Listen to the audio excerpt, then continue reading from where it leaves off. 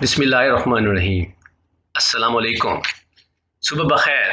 میں ہوں ادریس الرحمان اور آپ دیکھ رہے ہیں ادریس الرحمان یوٹیوب چینل۔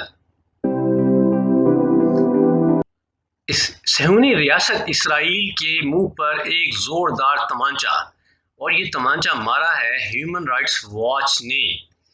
غزہ میں مئی 2021 میں ہونے والی جنگ میں، جس میں سینکڑوں کی تعداد میں فلسطینی شہید ہوئے تھے، کے بارے میں ہیومن رائٹس واچ نے کہا ہے کہ صہیونی ریاست اسرائیل جنگی جرائم کی مرتکب ہوئی ہے۔ اس تفصیل پہ جانے سے پیشتر، اگر آپ نے ابھی تک ادریس الرحمان یوٹیوب چینل کو سبسکرائب نہیں کیا ہے تو ادریس الرحمان یوٹیوب چینل کو سبسکرائب کریں، شیئر کریں اور لائک کریں۔ ناظرین، آپ بہتر جانتے ہیں کہ مئی 2021 میں صہیونی ریاست اسرائیل نے غزہ میں فلسطینیوں پر بمباری کی تھی۔ یہ بمباری کی شروعات حماس کی طرف سے ہونے والے راکٹ حملوں کے نتیجے میں ہوئی تھی، اور حماس نے بھی یہ راکٹ حملے اس لیے کیے تھے کہ صہیونی صہیونی پولیس نے الاقصی مسجد میں گھس کر نمازیوں پہ تشدد کیا تھا، جس کے ریئیکشن میں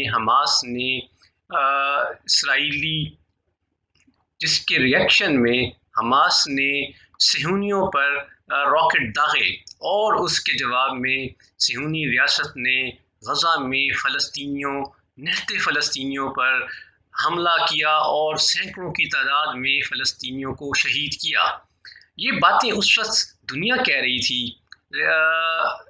کہ فلسطینیوں کی جو ہے نسل کشی ہو رہی ہے اور یہ جنگی جرائم ہیں، لیکن بات یہ ہے کہ یہ ابھی جو بات میں نے آپ سے شیئر کی ہے، یہ بات کہی ہے ہیومن رائٹس واچ نے، جو کہ نیو یارک میں بیس ایک NGO ہے جو انسانی حقوق کے تحفظ کے لیے کام کرتی ہے۔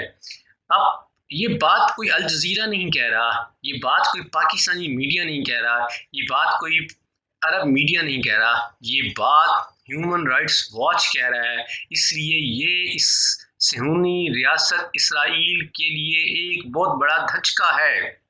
ہیومن رائٹس واچ نے مئی میں ہونے والی جھڑپوں میں 3 اہم ایئر سٹرائکس کو جو ہے اپنی رپورٹ کا حصہ بنایا۔ یہ سٹرائکس 10 مئی، 14 مئی اور 15 مئی 2021 کو ہوئی تھیں۔ آئیے اب اس میں تھوڑا سا ہم اس کی تفصیل میں دیکھتے ہیں ہیومن رائٹس واچ اس حوالے سے کیا کہتا ہے۔ ہیومن رائٹس واچ نے 3 سٹرائکس کو ہدف بنایا ہے، جس میں 62 فلسطینی شہید ہوئے تھے، جن کے بارے میں صہیونیوں کا یہ دعویٰ ہے کہ یہ فوجی ٹارگٹ تھے، لیکن ہیومن رائٹس واچ یہ کہتا ہے کہ انہیں کوئی ایسا شواہد نہیں ملا کہ وہاں کوئی فوجی ٹارگٹ تھا۔ صہیونیوں کا دعویٰ یہ تھا کہ انہوں نے یہ حملے فوجی ٹارگٹس پر کیے تھے، اور وہ حتی الممکن یہ کوشش کرتے ہیں کہ انسانی آبادیوں کو ٹارگٹ نہ کیا جائے۔ ہیومن رائٹس واچ نے 10 مئی کو ہونے والے ایک ایکسپلوژن کو اپنی رپورٹ کا حصہ بنایا، جس میں 8 افراد شہید ہوئے، جن میں 6 بچے اور 2 بڑے شامل تھے۔ اس واقعے کے بارے میں صہیونیوں کا دعویٰ یہ تھا کہ یہ حملہ حماس ملیشیا کی طرف سے داغے جانے والے راکٹ کے نتیجے میں ہوا ہے، لیکن ہیومن رائٹس واچ یہ کہتا ہے کہ جب اس موقع کا جائزہ لیا گیا اور شواہد اکٹھے کیے گئے اور وہاں سے بارود کی اس کو دیکھا گیا، تو وہ قطعاً ایک راکٹ کا حملہ نہیں لگتا تھا، بلکہ وہ گائیڈڈ میزائل کے حملے کے نتیجے میں ہوا تھا۔ ہیومن رائٹس واچ کا یہ بھی کہنا ہے کہ اس کے آس پاس کوئی ایسا ملٹری ٹارگٹ دیکھنے میں نہیں آیا۔ ہیومن رائٹس واچ نے جس دوسرے واقعے کو اپنی رپورٹ کا حصہ بنایا ہے، وہ 15 مئی 2021 کو غزہ کے شتی ریفیوجی کیمپ میں ایک 3 منزلہ بلڈنگ کا تباہ کیا جانا تھا، جس کو ایئر اسٹرائک میں تباہ کیا گیا۔ اس واقعے میں 10 افراد شہید ہوئے، 8 جن میں 2 بڑے اور 8 بچے شامل تھے۔ ہیومن رائٹس واچ کا کہنا یہ ہے کہ اس بلڈنگ کو امریکی ساختہ گائیڈڈ میزائل کے ذریعے نشانہ بنایا گیا۔ صہیونیوں کا دعویٰ یہ ہے کہ اس بلڈنگ میں حماس کی اعلیٰ قیادت جو ہے وہ پناہ گزین تھیں، لیکن ہیومن رائٹس واچ کا کہنا یہ ہے انہیں کوئی ایسا شواہد نہیں ملا کہ یہاں کوئی یا اس کے آس پاس کوئی ملٹری ٹارگٹ تھا، یہ خالصتاً ایک سویلین آبادی تھی۔ تیسرا انسیڈنٹ جس کو ہیومن رائٹس واچ نے اپنی رپورٹ کا حصہ بنایا ہے وہ 16 مئی 2021 کو الوادہ اسٹریٹ میں ایئر اسٹرائک تھی، جس میں 3 اپارٹمنٹ بلڈنگز کو تباہ کیا گیا۔ ان بلڈنگز میں صہیونیوں کا دعویٰ یہ ہے کہ ان کے نیچے ٹنل تھیں جن کو حماس کے جو ہے ملیشیا کے لوگ یوز کر رہے تھے۔ تو ہیومن رائٹس واچ نے اس سارے علاقے کا جائزہ لینے کے بعد اس نتیجے پہ پہنچی کہ نہ تو وہاں کوئی ایسا اسٹرکچر تھا اور وہ خالصتاً آبادی تھی، سویلین آبادی تھی، اور اس بلڈنگ کو ٹارگٹ کرنے سے پیشتر وہ کوئی ایسی وارننگ نہیں دی گئی تھی اور نہ ہی اس کو خالی کرانے کے لیے کہا گیا تھا۔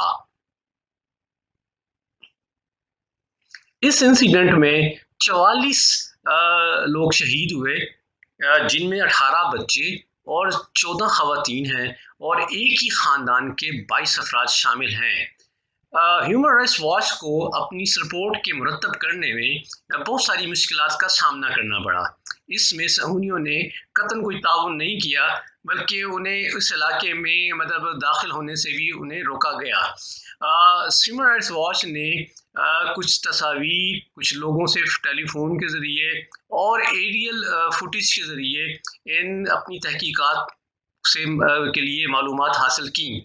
ہیومن رائٹس واچ نے اپنی رپورٹ میں امریکی حکومت پر زور دیا ہے کہ انسانی حقوق کی وائلیشن کے اوپر اس صہیونی حکومت کے ساتھ تعاون پہ نظر ثانی کرے اور انسانی حقوق کے تحفظ کے لیے کام کرے۔